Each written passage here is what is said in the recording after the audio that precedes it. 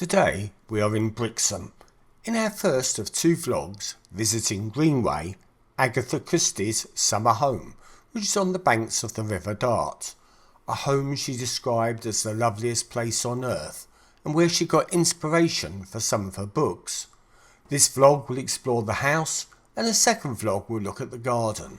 We find out more about the family's eclectic tastes, see their personal possessions and their family-orientated living, as we look into all of the public rooms in this fabulous white Georgian mansion. So let's get on with it.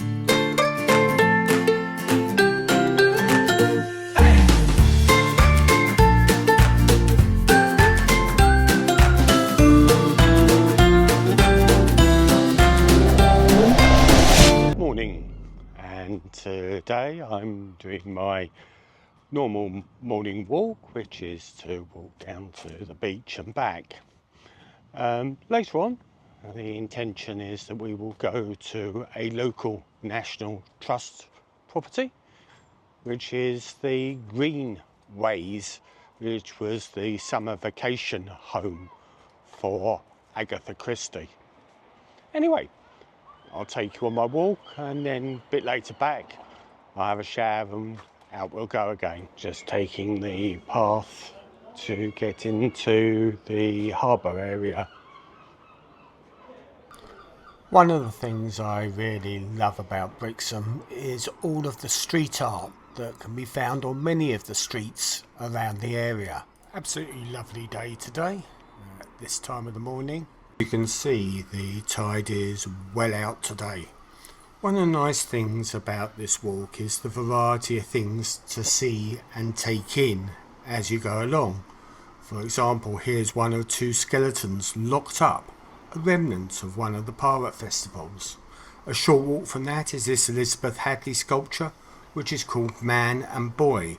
This was raised by the locals to commemorate those lost at sea, based upon a local painting. And here's one of the gardens, which are maintained by local volunteers. They do a great job. We're now in the outer harbour and marina complex with its cacophony of clanking mast fixtures. In the right season, there will often be seals swimming here. This paper mache sculpture mermaid is done by a local artist, Malcolm Curley. Now, if I was going for one of my longer walks, I'd go up to the lighthouse. It adds about a mile there and back to my walk, but today I'm having a short one. And now we're down at Breakwater Beach. Lovely this time of the year. We've had 3 days of rain before today. I still managed to get out for my normal walk. Absolutely gorgeous. People swimming in the sea. Well, that's the midway point of the walk. Now time to turn around and walk it back. It's not very busy today, which is unusual given it's the height of the summer season. Another one of the volunteer maintained gardens at Brixham. They do a superb job here. I always like this one. It's the Grenville Gardens, I believe.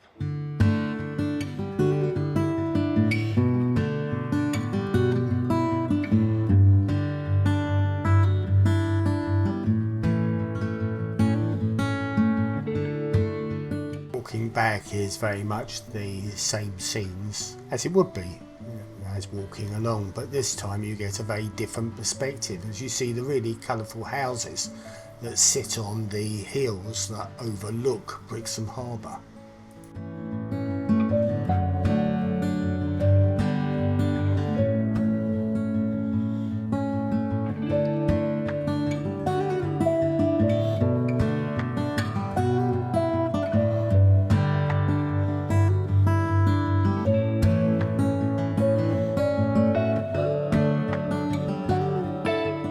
Then the final bit, which is the walk up the hill. Always a bit daunting, this. So we enjoyed that walk. Now it's time to get in, have a coffee, get changed, and then we'll be going out to Greenways. Right, I've grabbed my coffee and I'm going to sit out on the deck and enjoy it before going in to change. I've noticed I keep calling it Greenways. It's actually Greenway. parents used to live in a house called Greenways, hence the confusion.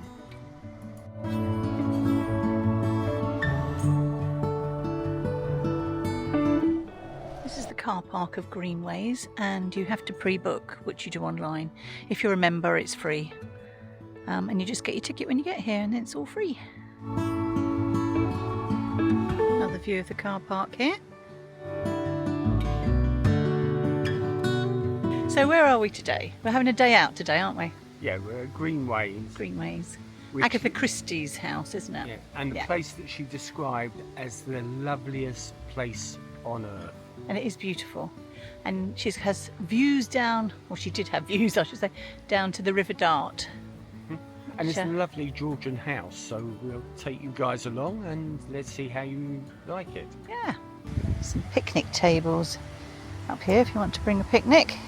Stevie's very bright today in his bright shirt, aren't you? Thank you. I like him in bright shirts, actually. He's got loads of them. It's only because you can then find out where he is, yeah. He's a fashion icon. Lovely views. I don't know if you can see through the trees. It's all down to the River Dart. It's beautiful. But we've got better views coming up when we get to the house. So we've been here before and we've thoroughly enjoyed it. Let's see how we get on today.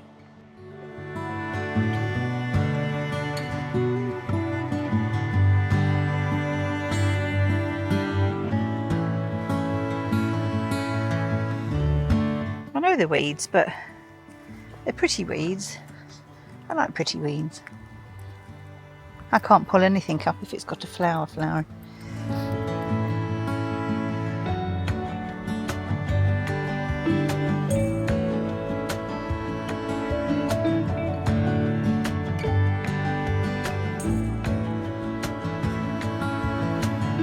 These trees are lovely, aren't they? Some lovely hydrangeas around here.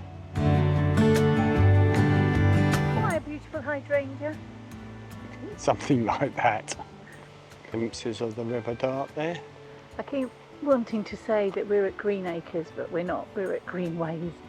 We follow two guys on Instagram called the Guys at Greenacres, Ricky and Phil, and how they grow their veg and they are doing all the decoration on the house that they moved in. They've got an Airbnb as well, which is really nice. So check them out, the Guys at Greenacre on Instagram. Not the guys at Greenways. No, we're at Greenways today.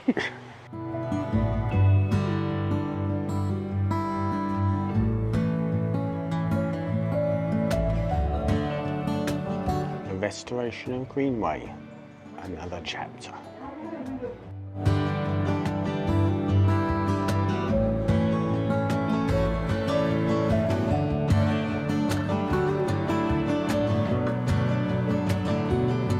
Restaurant facility up there, a bar and cafe serves from brunch from 10:30 to 12 and hot food from 12 to 3, and then we have the shopping and seating area. The lovely Joanne.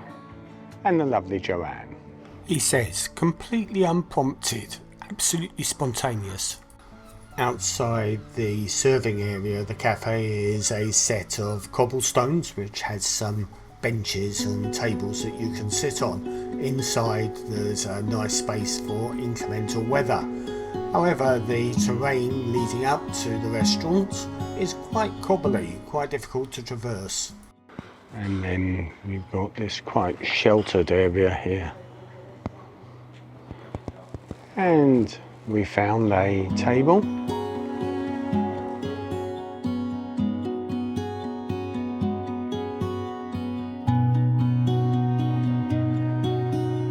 Oh, are you waiting for me? Now this area is the stable block, which has everything from conveniences, the tack room, takeaways, some shops, some plant sales, and also there's a second-hand bookshop and baby changing facilities here, but we'll come back to this on the way out.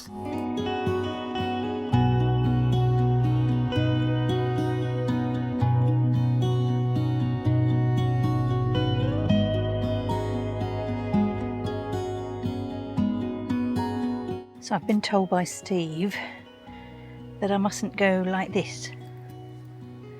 I've got to do it really slowly, so I'm practicing going very slowly. I've got a beautiful thistle, Scottish thistle as I call it. I'll have to take a photograph and some film of it actually. Maybe tag it on the end of this vlog. But we bought it at a National Trust place. Might have even been here actually, thinking about it. But it's absolutely beautiful. I'm going to get some footage and put it on the end of this this video. Get Steve to put it on the end.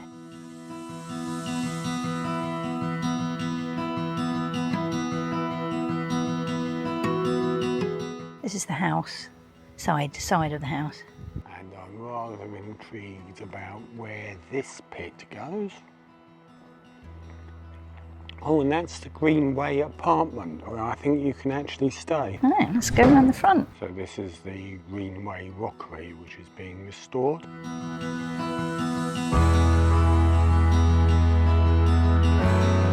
And we're now round the front of the house. And one of the things I love here is all the deck chairs overlooking the River of Dart. Looks very much of a period, doesn't it?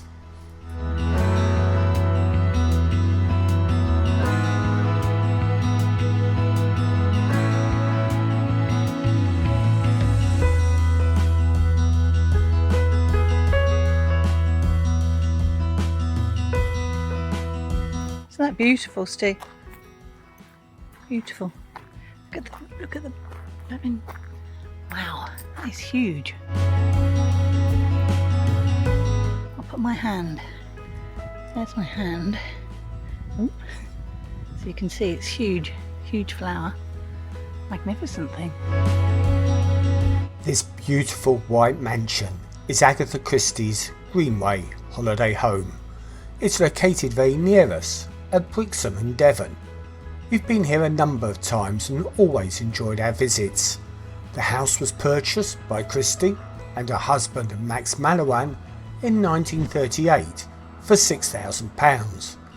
As you can see, it's nestled amongst the serene Devonshire countryside, perched above the River Dart. Greenway offered Christie a peaceful escape from her bustling life in London. We're now in the morning room. It encapsulates the elegance and charm of this Georgian mansion. The first thing that strikes you is the amount of stuff that Agatha Christie and her family collected and curated into this space. Large multi-pane sash windows take up one wall. These windows, like all the windows in the house, have blinds to reduce the impact of sunlight. Take these away and you would have stunning views of the gardens and the River Dart beyond. The collection of personal artefacts and memorabilia is significant and a common theme throughout the house. They reflect Agatha Christie's eclectic tastes and interests, from delicate porcelain figures to travel souvenirs.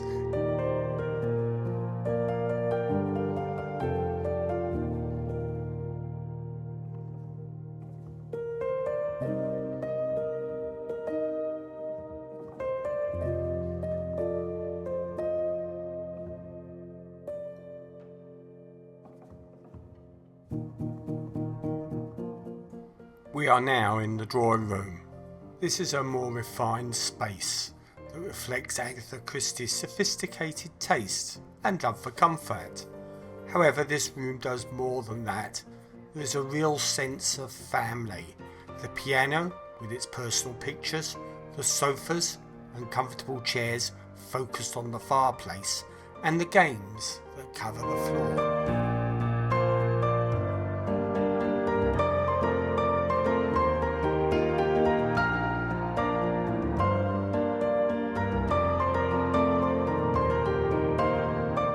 I guess that's one way of dissuading you from sitting on a chair. Ouch!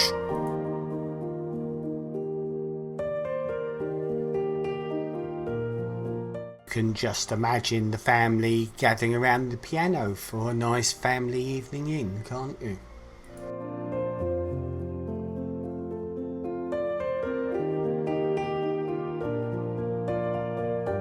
This really emphasises the family nature of the Agatha Christie's holiday home.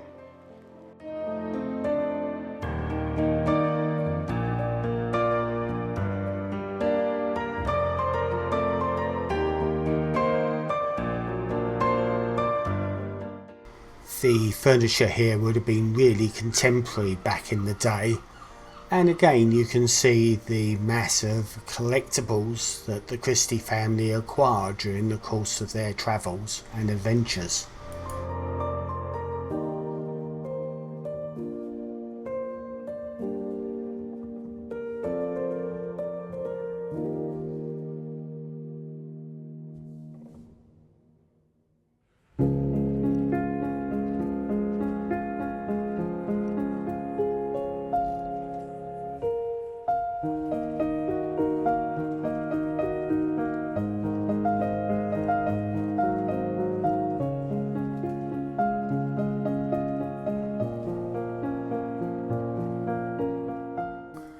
This cosy and more intimate space is the winter drawing room, designed for comfort during the colder months. It's dominated by a fireplace which would have provided warmth and also created a central focus point for the room. It features tall cupboards that flank the doorway to the kitchen, the shelves of which are full of potteries, emphasising Christie's love of collecting. The windows are smaller and the views outside less exposed to the coastal winds. This would have created a snug and serene atmosphere, perfect for reading or quiet conversation.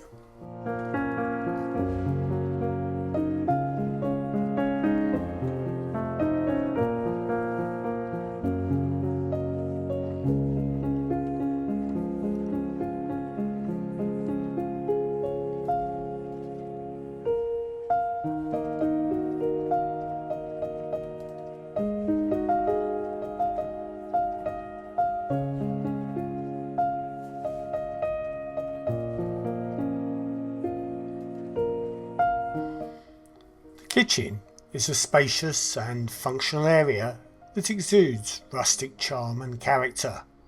The blue walls and white carpentry is a classic colour combination that creates a clean, fresh and timeless look, reminiscent of classic kitchenware. With its large central wooden table, sturdy carpentry and an array of vintage kitchen implements, the room maintains an authentic period feel. The overall feeling is a practical yet homely atmosphere. A traditional Aga stove serves as the heart of the kitchen, providing warmth and a focal point for culinary activities. Today, they are restoring some of the plates and dishes, which was fascinating to watch.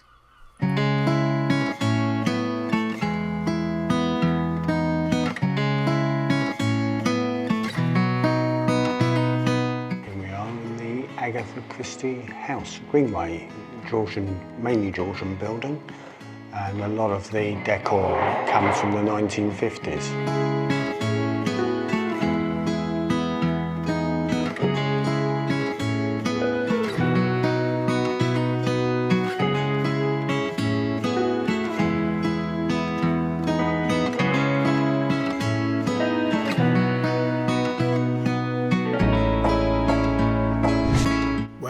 We are back in the entrance hall. The grand staircase adds a dramatic focal point, whilst the antique furniture enhances the room's aesthetic appeal. The hall is full of personal memorabilia, including vintage travel trunks and travel mementos. Together they offer a captivating glimpse into Christie's life and taste.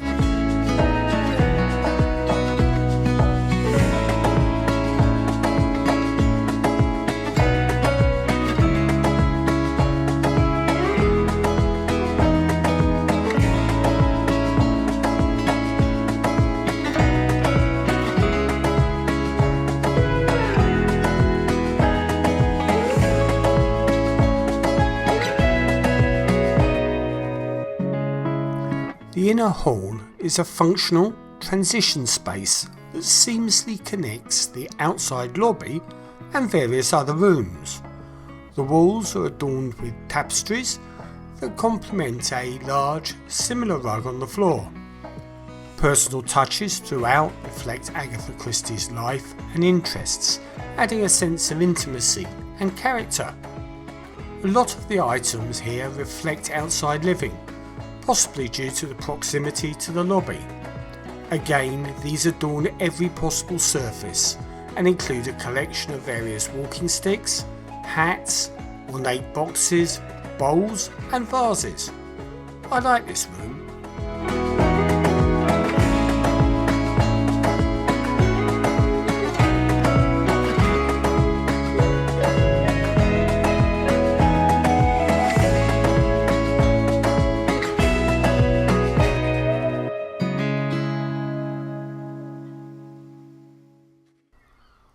The dining room is a beautifully large and well-appointed space, reflecting the author's refined taste and love for entertaining. The room features a large, but not too large, polished dining table made of rich wood, and is laid to entertain, complete with fine china and sparkling glassware.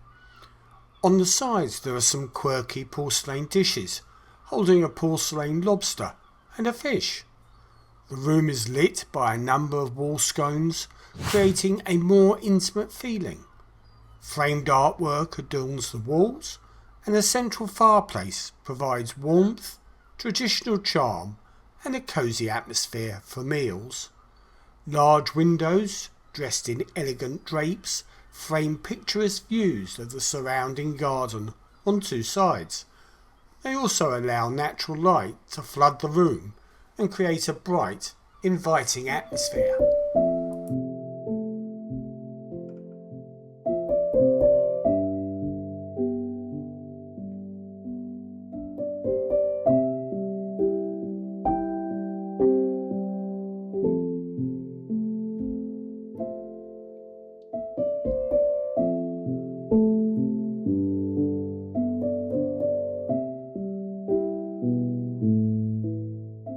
Here we are in the library, a room of understated elegance that embodies the best tradition of literary enjoyment, a well-stocked bar, alongside period furnishings and personal artefacts that reflect the Christie's family style and tastes.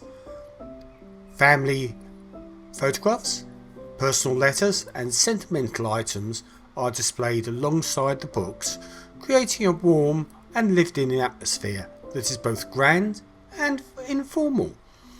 One of the most notable and unusual aspects of the library is the frieze on all four walls. During the Second World War, Greenway was requisitioned by the US Coast Guard, and one of the men stationed there left a unique memento in the library, which had been used as the mess room. The murals, painted using just four colours, blue, khaki, black and white, depict incidents from the Coast Guard's 11-month journey to Greenway. The story goes that when the house was decommissioned and returned to Agatha Christie, she was pleased to see that little damage had been done, but somewhat surprised to find the graffiti left in the library.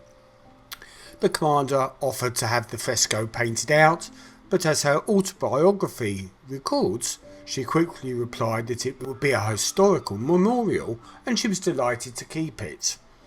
The library's shelves hold an eclectic mix of books, including first editions, rare volumes and works on a wide range of subjects, from classic literature and poetry to history and travel.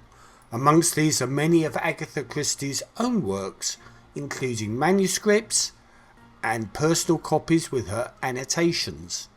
The diversity of the collection speaks to the wide-ranging interests and intellectual curiosity of the Christie family.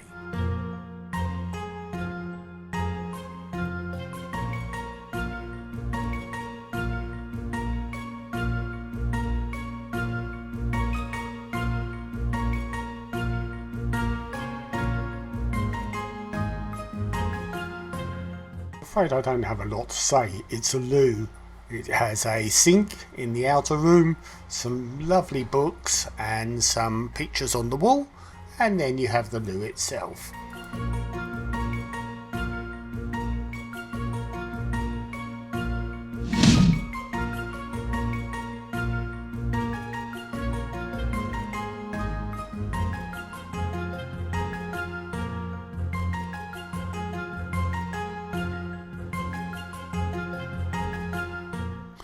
At the front of the house, Agatha's bedroom boasts some of the finest views of the River Dart. Like the other rooms in the house, it's decorated in a style that blends comfort with understated elegance. The decor features soft, muted colours and floral fabrics, very popular in the mid-20th century, and creates a soothing atmosphere. The bedroom remains as it was during Agatha's time. The first bed you encounter is Max's Dig camp bed, which he would have taken on his archaeological expeditions, as it collapses down. The furniture in the room is a mix of antique and period pieces. Amongst these is Agatha's mother of pearl and bone inlaid chest of drawers, which she had specially imported from Damascus, where she met her future second husband, the archaeologist Max Mallowan. She once remarked that it cost more to import than to purchase. She described it as the sort of furniture that reminds one of fairyland, and it has remained in the same spot in her bedroom since she brought it to Greenway's. That's probably likely due to its considerable weight. The dressing area is set to one side of the bedroom, where some of her bags are packed, with the remainder of her clothes hung neatly. I find the dictaphone useful for short stories or for recasting an act of a play, not for the more complicated business of working out a novel. No, I think the real work is done in thinking out the development of your story and worrying about it till it comes right.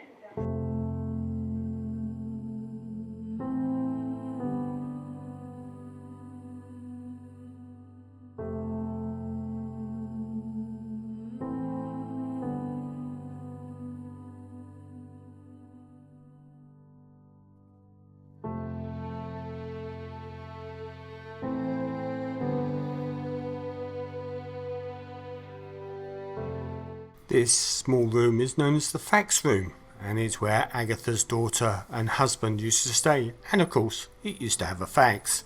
There's a full set of Agatha Christie first editions on the shelves. This room is much more utilitarian than the other rooms in the house.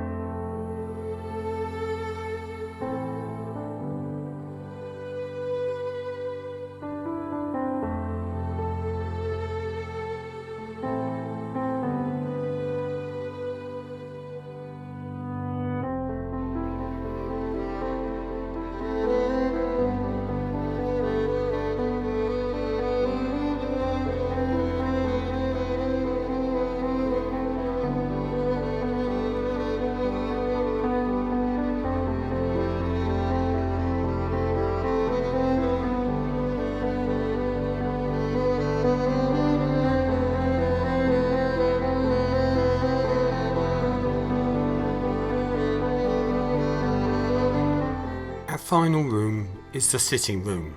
Again, it manages to blend an elegant formal room and give off an informal vibe.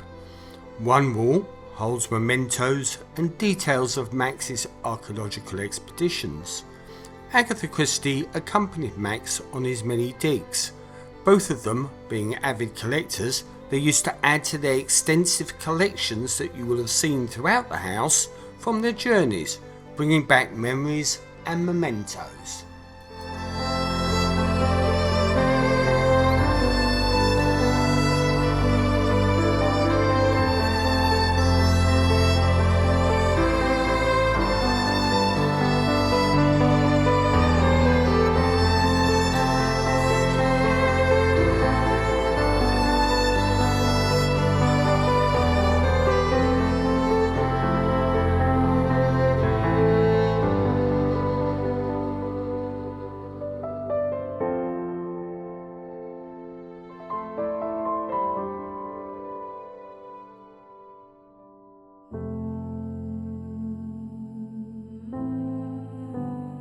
Now it's time to explore the gardens, so please come back, join us at our next vlog and take a look.